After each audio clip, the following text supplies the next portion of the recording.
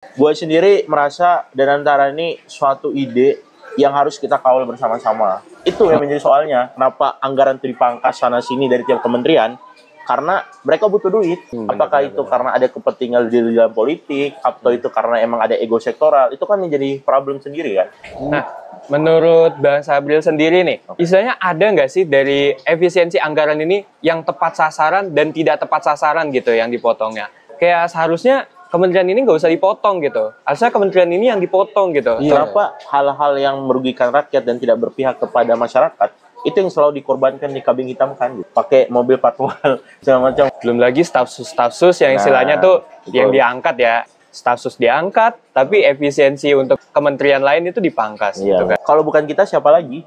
Kalau bukan mahasiswa lagi, siapa gitu yang pengen kita harapin? Jangan sampai adanya aparat itu malah mengancam kebebasan kita gitu. Ini bisa menjadi suatu krisis moneter atau krisis keuangan negara.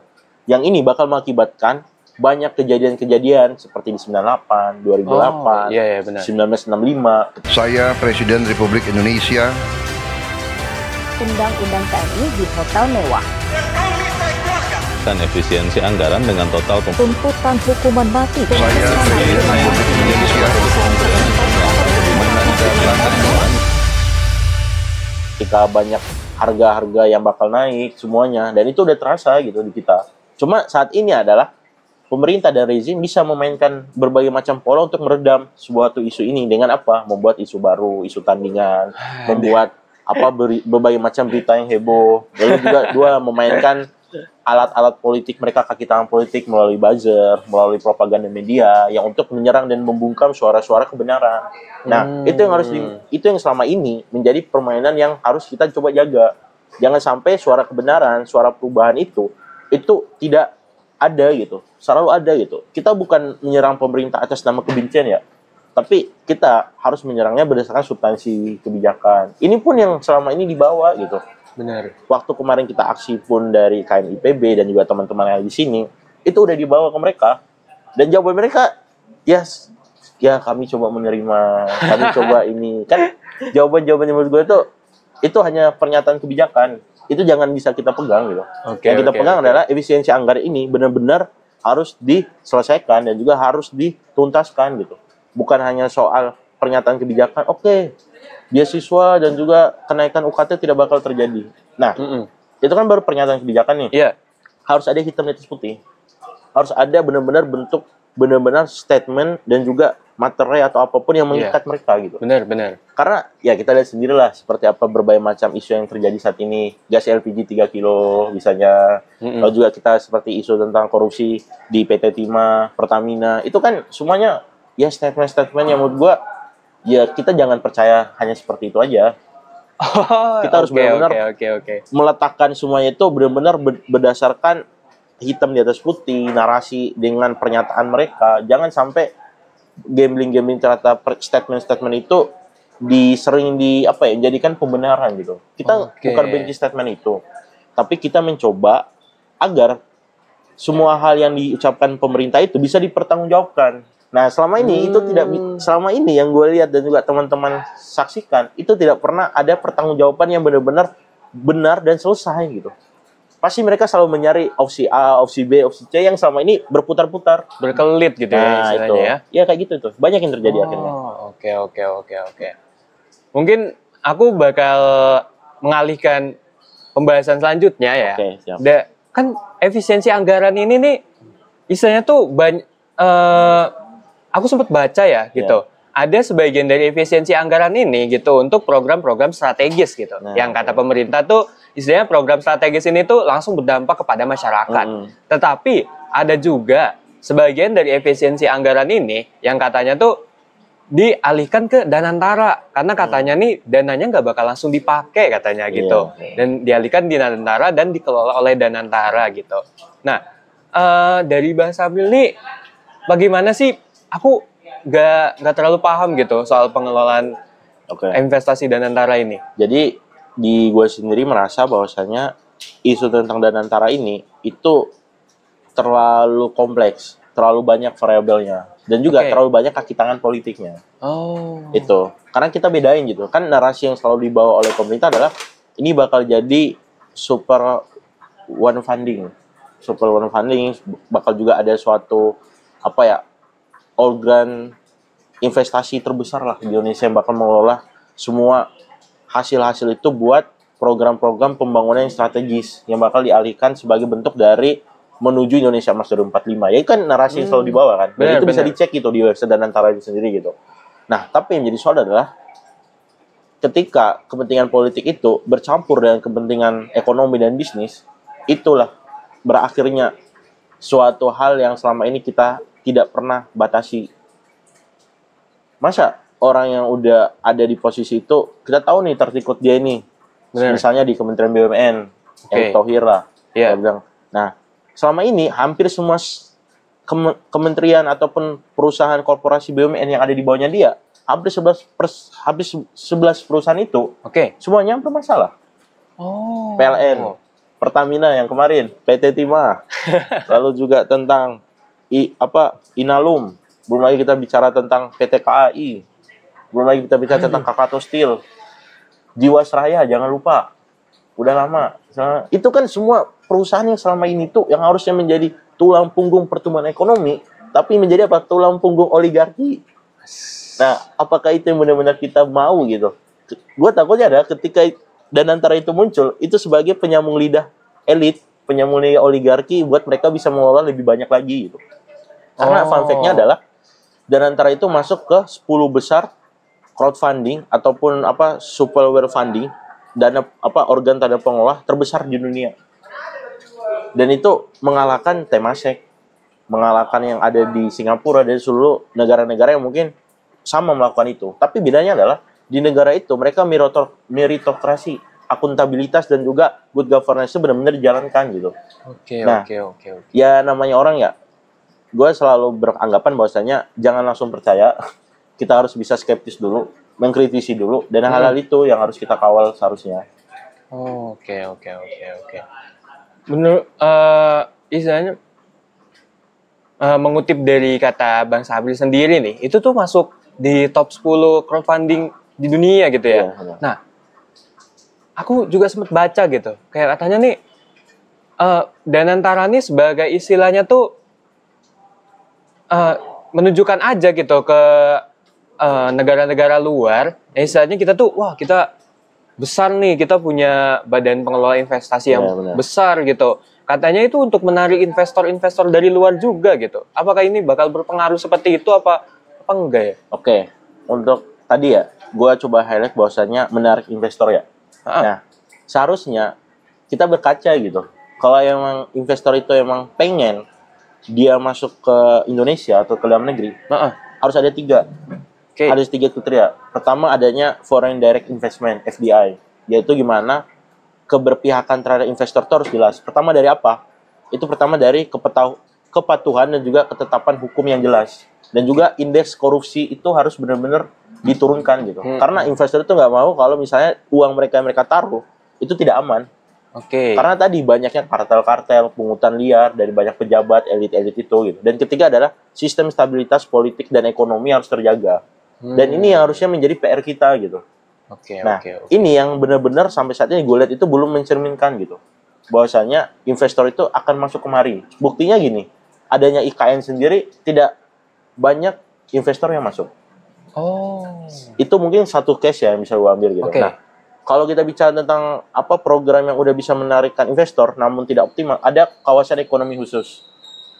Kalau dia itu ada di tiap kota kabupaten yang memiliki destinasi berupa pariwisata, ekonomi kerakyatan dan juga konservasi lingkungan yang bisa dijual belikan gitu terhadap berbagai macam industri-industri yang ada. Nah, tapi itu pun tidak optimal gitu. Belum lagi ketika kita bicara tentang Danantara itu sendiri ya tadi gitu. Gue belum bisa mempercayai dan juga teman-teman yang ada bahwasannya ini bisa menjadi pola yang harus kita kritisi, yang harus kita coba kawal bersama gitu. Itu sih kalau dari gue. Karena kalau kita tadi bicara Danantara sendiri banyak variabelnya gitu. Tapi yang gue pengen tekanin adalah ini belum ada bisnis plan-nya lah. Model bisnis plan-nya gimana, visinya apa, misinya mau seperti apa. Nah itu masih sebuah narasi yang belum bisa kita pahami gitu. Harusnya itu harus kita mereka ataupun rezim itu harusnya tahu gitu kondisi ekonomi sekarang, hal-hal yang harus kita urgenkan sekarang gitu. Nah itu belum pernah dijawab sama sekali gitu. Tapi ya, menurut Bang Sabril sendiri nih, dari Danantara nih sebenarnya tuh bakal kayak gimana sih kalau misalkan berhasil maupun gak berhasil nih? Itu istilahnya tuh pertama dampak kepada ekonomi nasional itu seperti apa gitu. Karena ini juga itu istilahnya Badan Investasi Nasional gitu. Nah, itu tuh apakah nanti dampaknya kepada para investor nasional dan internasional gitu? Mau dari kalau misalkan berhasil atau tidak berhasil gitu, dampaknya seperti apa itu nanti tuh? Oke. Dampak dari investor-investor maupun dari segi dalam negeri maupun luar negeri ya? Iya, betul.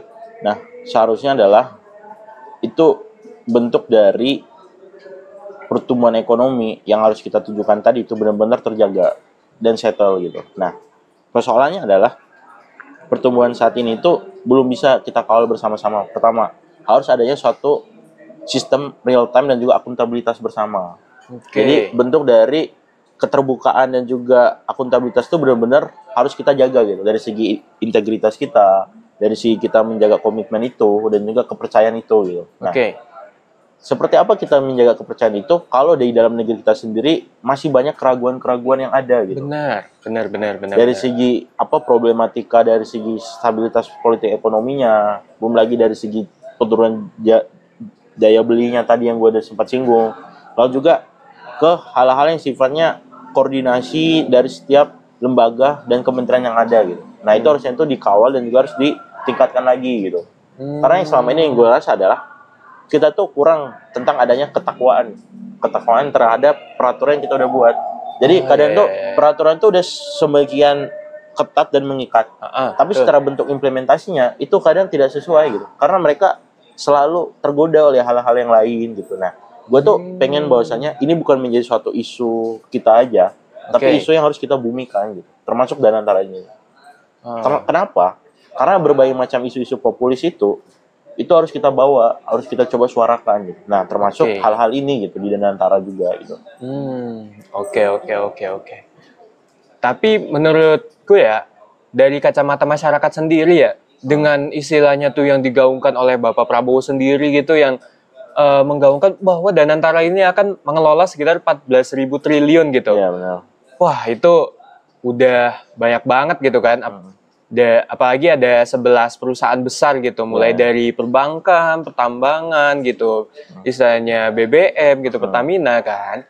Istilahnya tuh dari masyarakat sendiri tuh seperti kata Bang Sabril sendiri tuh ada keraguan-keraguan gitu. Apalagi kayak sekarang tuh sedang marak-maraknya pembongkaran kasus-kasus besar gitu. Kasus korupsi besar gitu yang wah hitungannya udah ratusan triliun gitu, udah triliunan gitu. Nah, gimana nih istilahnya untuk Danantara sendiri tuh bisa dijamin gak sih gitu? Katanya mereka nih udah menggunakan digital gitu. Apakah digital ini bisa memastikan gitu bahwa tidak akan terjadinya korupsi seperti itu? Oke. Jadi yang menjadi satu efek domino dan juga efek yang harus kita jaga adalah jangan sampai kriteria-kriteria tadi yang udah disebutkan oleh pemerintah tentang adanya digitalisasi, adanya suatu transparansi dalam bentuk akuntabilitas itu harus benar-benar ditaruh oleh orang-orang yang kompeten. Sama yang seperti gue bilang tadi gitu. Bahwasanya orang-orang yang harus ada di situ adalah orang yang benar-benar profesional di bidangnya gitu. Nah, itu yang harus gue coba tarik gitu. Apalagi ada banyak radar isu itu mengatakan bahwa Danantara ini juga kebal hukum. Tidak bisa diaudit oleh BPK, KPK segala macam dan benar. Dia langsung koordinasi khusus dan langsung di bawah presiden gitu. Jadi yang harus kita bilang sendiri adalah apakah ini udah menjadi representasi dari partisipasi publik? Apakah publik sendiri tidak bisa memberikan aspirasi mereka tentang Danantara gitu? Apakah itu udah diskenarioin oleh berbagai macam elit untuk bisa menskenarioin bahwasanya Danantara ini memang dikhususkan untuk pencapaian dari segi strategis yang menguntungkan segelintir pihak gitu. Nah, itu yang harus kita coba ini gitu. Dan bicara tadi kenapa adanya dampak hal-hal yang sifatnya itu domino dan juga berkelanjutan. Harapannya adalah supaya hal-hal yang benar-benar menjadi suatu pencapaian dan juga bentuk dari kita pengawalan itu jangan sampai dibuat seperti apa ya, serigala berbulu domba lah. Jangan sampai ini hanya sebuah alibi gitu. Bahwasanya mereka niatnya baik, tapi di dalam itu ada permainan-permainan yang terjadi gitu. Nah, itu. Tadi sempat singgung tentang kasus korupsi lah ya. Di Pertamina, di banyak korporasi BUMN maupun dari segi lingkaran kementerian maupun lembaga gitu. Benar. Nah, ya itu udah kelihatan gitu bahwasanya ternyata selama ini kita banyak hal yang kita ditipu gitu. Ditipu, ada banyak hal yang selama ini kita udah percaya nih. Kita udah benar-benar nasionalisme ini gitu. Buat merasa negara ini masih berpihak ke kita. Tapi ya lambat laun banyak kasus-kasus yang udah terbongkar gitu. Misalnya tadi seperti adanya manipulasi dari segi anggaran maupun produk terhadap produk-produk di Pertamina. Yang itu udah terjadi 5 tahun ke belakang. Dan itu kalkulasi sekitar ya kalau di media kan ada 197 berapa triliun kan. Iya, itu pun masih dugaan. Tapi kalau kita hitung per cek bahwasannya itu bisa sampai 1 kuadriliun. Jadi kayak ya selama ini duit seperti itu ya. Kenapa duit seperti itu tuh tidak digunakan untuk kepentingan rakyat gitu. Kepentingan yang tadi ada gitu. Kenapa itu harus digulirkan terhadap kepentingan elit gitu. Kenapa tidak duit itu aja yang dipakai untuk dikasih gitu ke masyarakat gitu. Makanya gue sendiri merasa undang-undang perampasan aset, rancangan undang-undang perampasan itu harus didorong di parlemen gitu. Tapi saat ini kenapa itu tidak pernah terwujud gitu. Padahal itu salah satu kunci kita untuk mengamankan aset kita gitu. Mengamankan supaya duit itu tidak bertebangan, tidak lari ke luar negeri gitu. Karena selama ini modal pencucian uang itu adalah mereka memainkan pola-pola itu gitu. Tapi herannya adalah pemerintah tidak masuk situ karena mereka tidak punya legal standing hukum yang bisa mengikat itu. Nah, rancangan undang perampasan aset adalah salah satunya gitu. Ketika tadi kita bicara tentang manajemen risikonya lah itu. Ngomong-ngomong soal korupsi ya, kayak akhir-akhir ini saya agak bingung gitu kan. Kok tiba-tiba marak banget nih pengungkapan korupsi. Mungkin dari tanggapan Bang Sabril nih, kenapa gitu? Kayak tiba-tiba, walaupun sebenarnya bagus ya gitu, pengungkapan korupsi besar-besaran gitu. Tapi apakah ada latar belakang di balik kayak adanya pengungkapan korupsi besar-besaran ini ya? Seharusnya dengan adanya pengungkapan korupsi besar-besaran ini ya, itu menjadi suatu tanda bahwasannya ya pemerintah kita tuh nggak baik-baik aja. Pemerintah kita tuh benar. Kerjanya emang tidak bisa kita kontrol gitu. Makanya kenapa tadi gue bilang bahwasanya harus ada partisipasi publik dan sipil buat menjaga gitu. Bahwasanya kebijakan-kebijakan yang ambil itu tidak melenceng, tidak keluar dari koridornya, tidak ada kolusi nepotisme itu tidak ada, KKN itu gitu. Nah, selama ini yang terjadi adalah kebalikannya gitu. Banyak hal-hal itu yang membuat melatar belakangi itu gitu. Kenapa orang ingin korupsi atau kenapa mereka bisanya buat korupsi? Karena satu, mereka orang yang bisa memainkan dan juga memiliki kuasa, relasi kuasa dan juga relasi pengusaha itu sangat erat. Makanya kenapa gue tadi mewanti-wanti bahwasanya ketika dan antara dipegang oleh kepentingan politik dan juga pengusaha, takutnya hal-hal tadi KKN itu bakal ada segi konflik of interest, kepentingan, bakal banyak contoh proyek-proyek itu malah dikelola bukan berdasarkan by good governance atau by profesional, malah hanya sebagai bentuk dari tumpang tindih dari segi kebijakan atau bagi-bagi kue, itu bakal ada gitu. Nah, itu harusnya benar-benar kita coba cermati bersama gitu.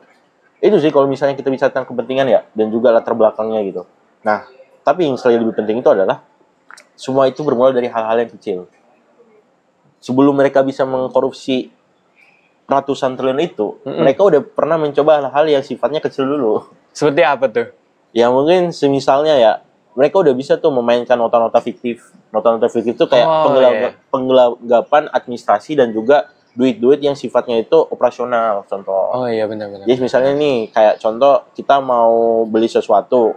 Nah, kita coba yang harusnya itu di situ 20 tapi kita naikin 50. Markup ya istilahnya. Nah, itu salah satu hal tuh. Akhirnya itu udah bermula karena mereka ngerasa ini hal yang gue aman nih. Ya udah, namanya sifatnya manusia itu pasti muncul sifat ketidakpuasan, keserakahan dan juga hal-hal lain gitu. Nah, makanya adanya pemberantasan korupsi, adanya KPK itu untuk menjaga itu. Namun kita lihat saat ini KPK sendiri dilemahkan, tidak bisa memiliki taringnya sendiri gitu. Oke. Malah KPK sendiri saat ini tidak memiliki nilai dan marwahnya itu gitu.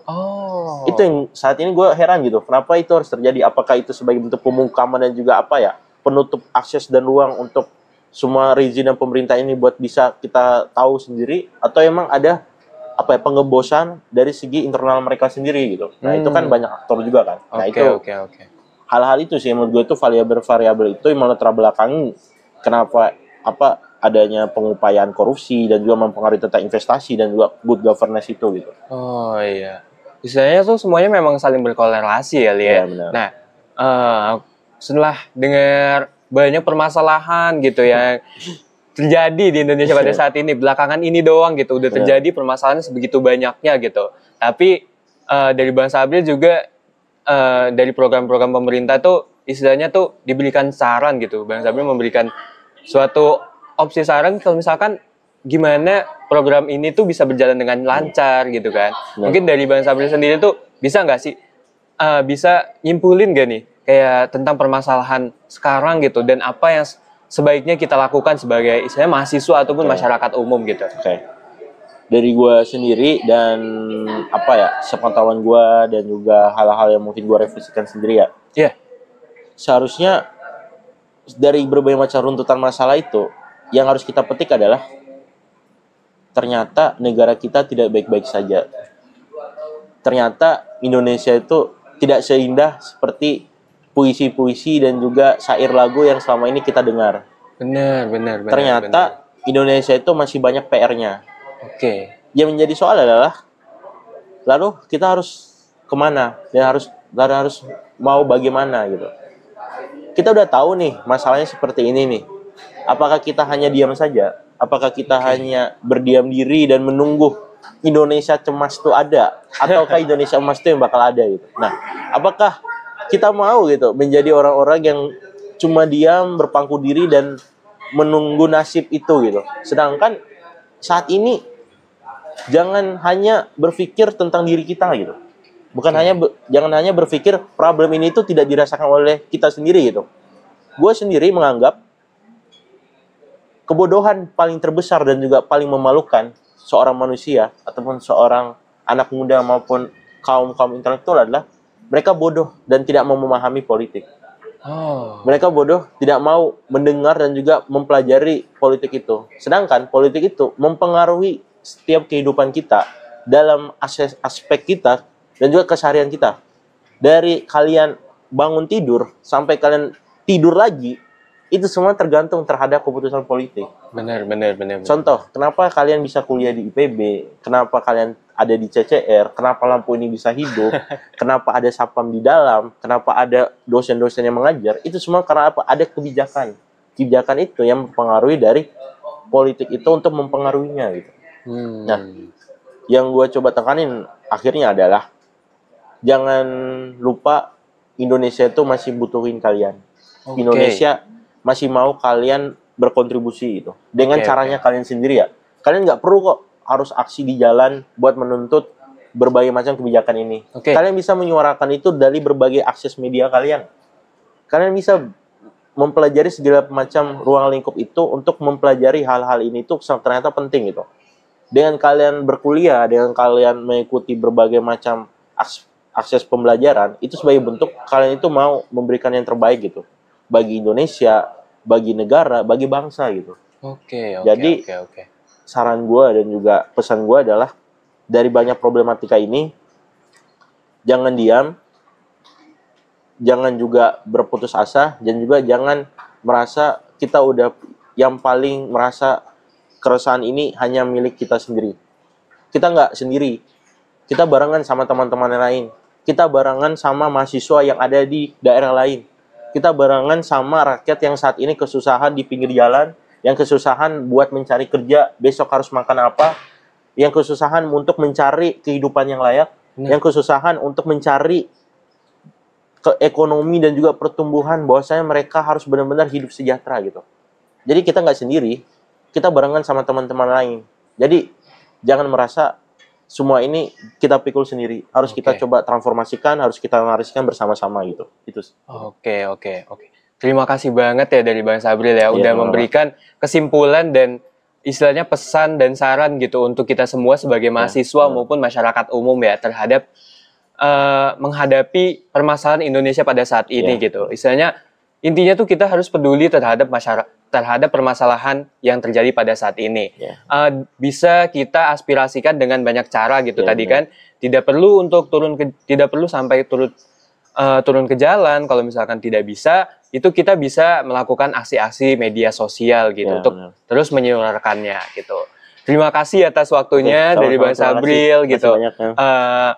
Mungkin dari aku sedikit aja, langsung aja aku akhiri. Wabillahi taufiq wal hidayah. Wassalamualaikum warahmatullahi wabarakatuh. Waalaikumsalam warahmatullahi wabarakatuh. Terima kasih ya. Oke, terima kasih Bang. Sampai